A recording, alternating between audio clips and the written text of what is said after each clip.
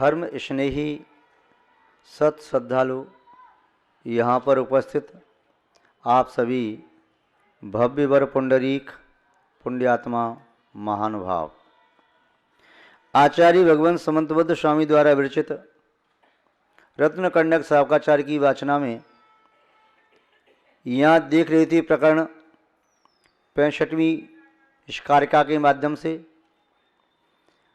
पाप करने में कौन प्रसिद्ध हुआ। हिंसा में धनश्री का वृतांत देखा, झूठ बोलने में श्रीभूति ब्राह्मण सत्य घोष का वृतांत देखा।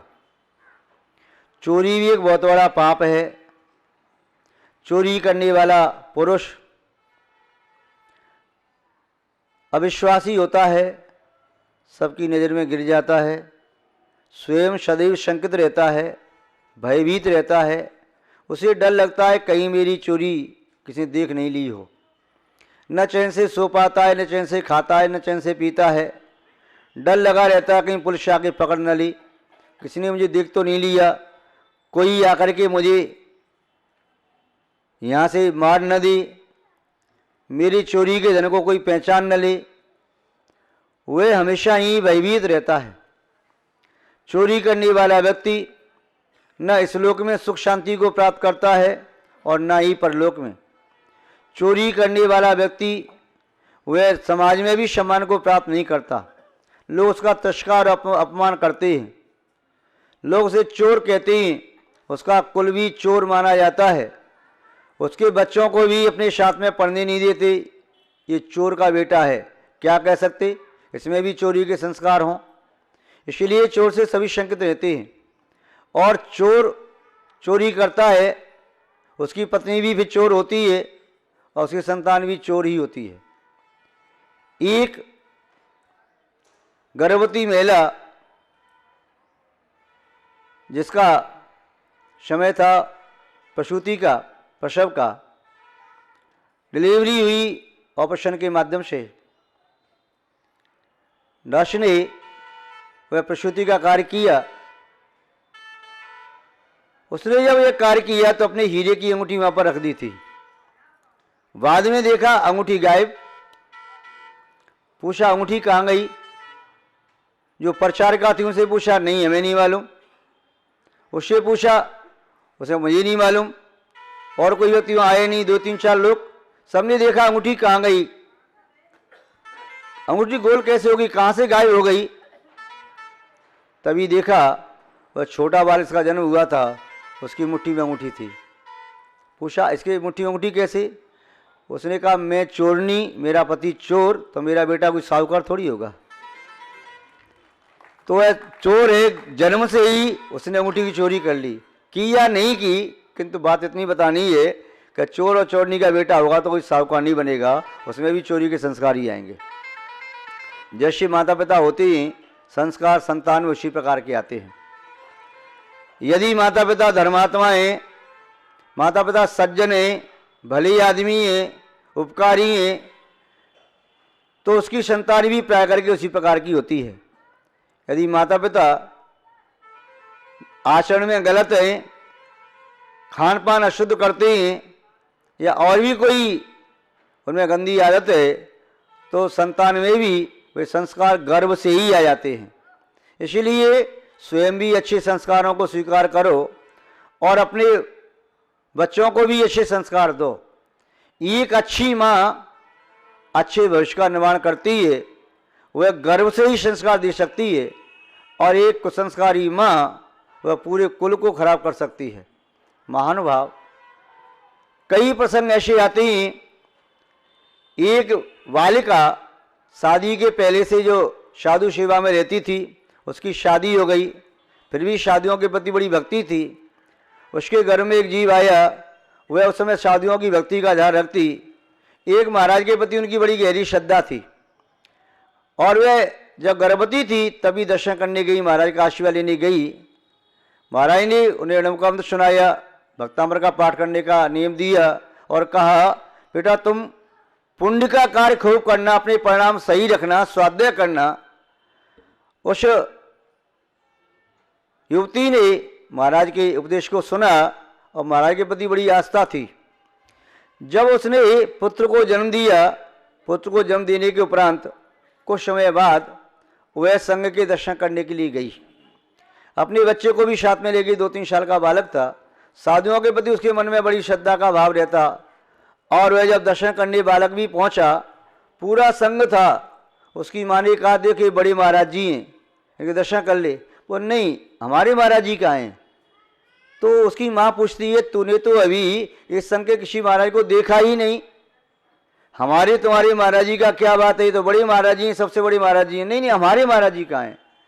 वो सोच से लौट के आ रहे थे। 5-6 मुनि महाराज चर्चा करते आ रहे थे। उस बालक ने उन मुनि महाराज की आवाज़ को सुना और दौड़ करके गया। तो जिन मुनि महाराज ने उसकी माँ को उपदेश दिया था, जब वह गर्भ में था, वह आवाज़ पहचान करके उन्हीं महाराज के चरण पकड़ता है, मम्मी मम्मी ये मेरे महाराज जी हैं। बताओ कैसे जान लिया उसने?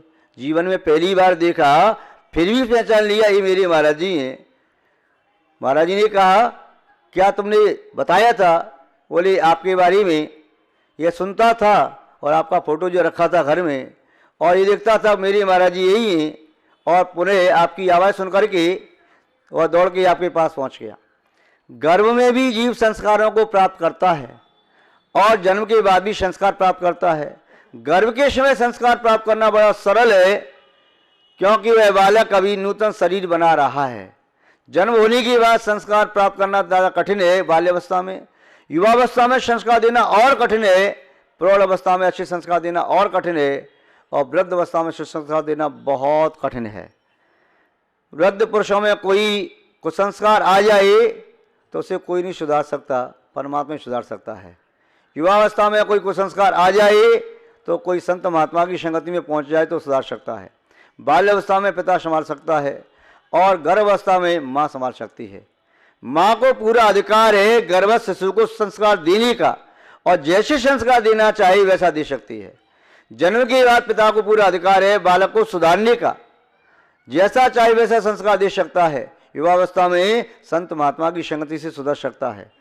और प्रौढ़ और वृद्ध अवस्था में तो अब तो किसी के बस की बात नहीं। वृद्ध पुरुषों तो कोई सुधार ही नहीं सकता सिवाय भगवान के। भगवान की भक्ति में रम जाए तो सुधर सकते, नहीं तो कह गई बेटा 60 साल हो गए मुझे पूजा पाठ करते हुए, मैं तो ऐसे ही करूँगा। तो कौन होता रोकने वाला? कोई नहीं। तो कौन होता मुझे समझाने वाला?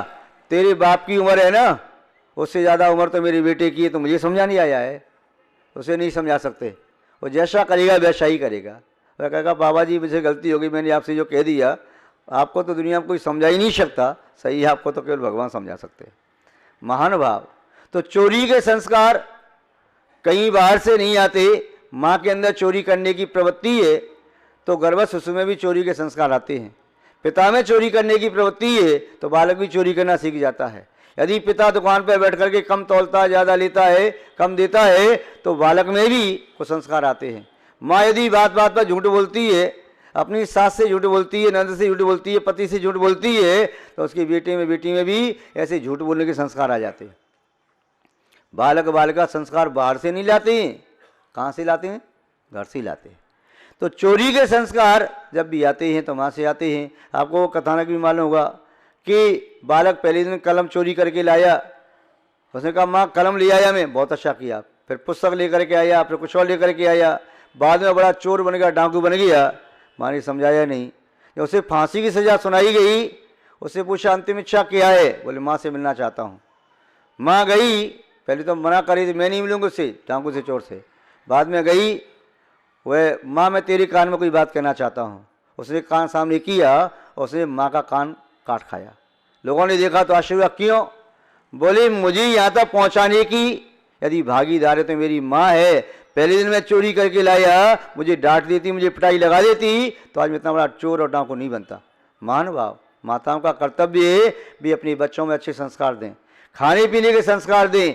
आपने टिफिन लगा दिया और टिफिन ले जाकर के बच्चा स्कूल में किसके साथ खा रहा है, क्या खा रहा है, कैसा खा रहा है, ये ध्यान रखना चाहिए, ये निगरानी रखना चाहिए।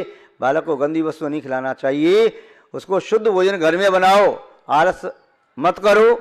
जो बालक कहता है अच्छी शुद्ध चीज़ बनाओ, बाजार की वस्तु न खिलाओ, क्योंकि ये स्वास्थ्य के लिए बहुत हानिकारक होती हैं। तो महानुभाव, चोरी करने में एक तापसी प्रसिद्ध हुआ। उसकी कथा वृतांत इस तरह से है। कौशाम्बी नाम की नगरी थी। कौशाम्बी नगरी में सिंहरथ नाम का राजा राज करता था। उस राजा की रानी का नाम था विजया। उस राज्य में बहुत चोरियां होती थी, बहुत चोरियां हो रही थी, चोर पकड़ में नहीं आ रहा था। जब जनता ने आकर के राजा से कहा, महाराज पूरा नगर लुट गया, सब कंगाल हो गए, ये मान के चलिए कि आपका महल ही केवल सुरक्षित है, अन्यथा करोड़ों अरबों खरबों का माल हमारा सब लुट गया। राजा ने पूछा, ऐसे कैसा हुआ? महाराज चोर पकड़ में नहीं आता है। कोतवाल को बुलाया, कोतवाल से कहा 7 दिन के अंदर या तो चोर को लाकर के मेरे सामने खड़ा करो, नहीं तो तुम्हारा सर काट के मेरे सामने रखो। कोतवाल घबराया, मैं क्या करूं? उसने 1 दिन 2 दिन 4 दिन सब जगह देखा, आरक्षी सैनिक बहुत बढ़ाई, किंतु चोर पकड़ में नहीं आया। 6 दिन पूरी हो गई। अब 6वें दिन वे अपने घर के बाहर हथेली पर यह कपोल रख करके बैठा था, चिंतातुर। तभी एक विदेशी ब्राह्मण वहां आया। वह संत महात्मा के जैसे वेश में था, किंतु साधु भी नहीं था, भद्र प्रणामी था। उसने पूछा, वत्स तुम ऐसे क्यों बैठी हो? उसने कहा, मैं क्या बताऊं, मैं तो बड़ा परेशान हूं, मुझे भोजन दे दे। तुम्हें भोजन की पड़ी है, मुझे अपने प्राणों की पड़ी है। कल तक मैंने चोर नहीं पकड़ा तो मेरे प्राण चले जाएंगे। क्या हुआ? चोरियां नगर में बहुत हो रही हैं। राजा ने कहा है कि 7 दिन के अंदर चोर को पकड़ के नहीं लाया तो अपना गला काट के रख देना, कल 7वां दिन है। उसने ब्राह्मण ने कहा, मैं चोर को बता दूंगा, तेरी सहायता करूंगा, अब तो भोजन दे दे। बोले, आप सहायता कैसे करोगे? चलो भोजन करो। ये बताओ, तुम्हारे नगर में सबसे ज्यादा निष्प्र है, विरक्त और तपस्या करने वाला, धर्म करने वाला व्यक्ति कौन है? बोले, इससे क्या मतलब? बोले, बात तो बता। बोले, एक साधु है, वो तपस्या करता है, बहुत तपस्या करता है, और उसके सामने लोग प्रणाम करते हैं, सैकड़ों हजारों भीड़ लगी रहती है। अच्छा, बोले वही चोर है। बोले, ऐसा कैसे कहते हो? बोले, मेरी बात सुनो, मैं अपने नगर में सुखपूर्वक रहता था। मेरी पत्नी अपने आप को कहती थी, मैं तो ब्रह्मचारिणी हूं, सती स्त्री हूं, मुझे कोई पुरुष छू नहीं सकता। यहां तक अपने बेटे को भी दूध पिलाती थी तो वह आंचल से कपड़ा लपेट करके दूध पिलाती थी, किसी पुरुष का अंग स्पर्श मुझसे न हो जाए। अपने आप को बहुत बड़ी क्षति मानती थी, किंतु मैंने जो गुप्त रूप में देखा तो उसका कुकर्म किसी अन्य के साथ था। इसे देख करके मुझे विरक्ति हो गई और मैं घर छोड़ करके चला आया। मैंने कहा, संसार में ऐसा चल रहा है, जो अपने आप को महाशक्ति कह रही थी उसकी ये प्रवृत्ति है, तो अब संसार में किस पर विश्वास किया जाए। जब मैं आगे बढ़ा तो मेरे हाथ में एक लाठी थी, बांस की लाठी, उसमें सोने के सिक्के रखे थे। मैंने सोचा रास्ते में कभी काम आएंगे, कौन किसका साथ देता है, और पत्नी बच्चों को सबको छोड़ करके मैं चला आया। मेरे साथ एक चेला लग गया, मुझे देख करके वह मेरी सेवा करने लगा। मैंने उससे कहा, भाई मैं कोई साधु नहीं हूँ, मैं कोई संग नहीं बनाऊंगा, नहीं मैं आपकी सेवा करूंगा। पीछे लग गया। एक दिन हम दोनों ने एक कुंभकार के यहाँ भोजन किया। भोजन करके रात्रि विश्राम किया, प्रातःकाल वहाँ से हम चले। जब आने लगे तो जब मार्ग में 2-3 कोस आ गए, उस बालक ने कहा, महात्मा जी मुझे क्षमा करो, कुंभकार के यहाँ से एक तिनका मेरे सिर पर लग करके आ गया है, मैं इस तिनके को वापस करने जा रहा हूँ, फिर मैं लौट के आऊँगा। वह बालक एक सड़े तिनके को लौटाने के लिए कुंभकार के यहाँ गया। मैंने उससे कहा, कोई बात नहीं, छोड़ यार, क्या होता छोटे तिनके से, नहीं मैं चोर बन जाऊंगा, मैं नहीं ले सकता तिनका। और वह वापस करने गया। लौट करके आया मेरे पास, तब तक मैं भोजन पानी कर चुका था। वह भूखा प्यासा था। मैंने कहा, पास के घर में चला जा, वहाँ तू भी भोजन कर ले, ये गांव में पहला ही घर पड़ेगा। उसने कहा, रात में कुत्तों का डर है, मैं अकेला नहीं जाऊंगा। तो मुझे दया आ गई, मैंने अपनी वह बांस की लाठी उसे दे दी। वह बालक ताड़ गया था कि मेरी बांस की लाठी में वजन है, उसने देख लिया होगा सोने के सिक्के भरे होंगे। वह बालक तब से लेकर के अब तक लौट करके नहीं आया। तो वह ऐसा विरक्त था कि तिनका लौटाने गया, बड़ा ईमानदार था, वो ले गया मेरी लाठी को, सोने के सिक्कों को ले गया। फिर आगे मैंने देखा कि एक गिद्ध पक्षी था, वह एक पेड़ पर रहता था, उसके छोटे छोटे बच्चे थे, वो अंधा हो गया था, अपना शिकार नहीं कर पाता था। तो उसने अपने बच्चों से कहा कि तुम कुछ दाना चुंगा करने के लिए जाते ही हो तो मेरा मुंह बांध करके जाया करो, मैं अंधा हूँ, वृद्ध हूँ, तुम्हारे बच्चों को नहीं खा जाऊं। उन्होंने कहा दादा तुम ऐसा कैसे कर सकती हो, हमें विश्वास तुम ऐसा नहीं करोगे। उसने फिर भी जिद्द से अपना मुंह बच्चों से बंधवा लिया और बच्चों को कहा तुम जाओ, मैं मुंह बांध करके यहीं पड़ा रहूँगा कोटर में। तो वह मार्ग में मैं चला रहा था, एक बात मैंने देखी कि एक तपस्वी तपस्या करता था, दिन में तो पेड़ पर उल्टा लटक जाता, पंचानी तप करता, रात में चोरियां करता था। तो आपके यहाँ जो साधक तपस्वी साधना कर रहा है वह भी चोर हो सकता है। वह ब्राह्मण उसके पास गया, उसने कहा यहाँ नहीं ठहर सकते। उसने कहा मैं तो अंधा हूँ, रात में कहाँ जाऊँगा। तो उसके सेवकों ने उसकी परीक्षा ली, आँख में लकड़ी डाल करके देखा अंधा है क्या। तो ब्राह्मण वह ज्यों की तो अंधा बन के बैठा रहा, उसने समझ लिया अंधा है। रात में देखा उस तापस ने वह सिला लेकर के घूमता था आपस मार, और जो व्यक्ति धनी होता उसको मार देता और फिर उसकी गैंग पूरी आती थी लूटने के लिए। अब क्या किया, उसने देखा कि इसके पास बहुत धन है।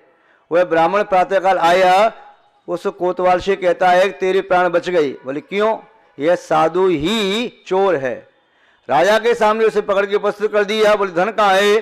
सामने पास में कुआं था, उस कुएं में पूरी नगर का चोरी का धन इकट्ठा रखा था। महानुभाव, राजा ने उस तापसी को, उसके पूरे सेवकों को कड़ी सजा दी और पुनः कोतवाल मृत्यु से बच गया।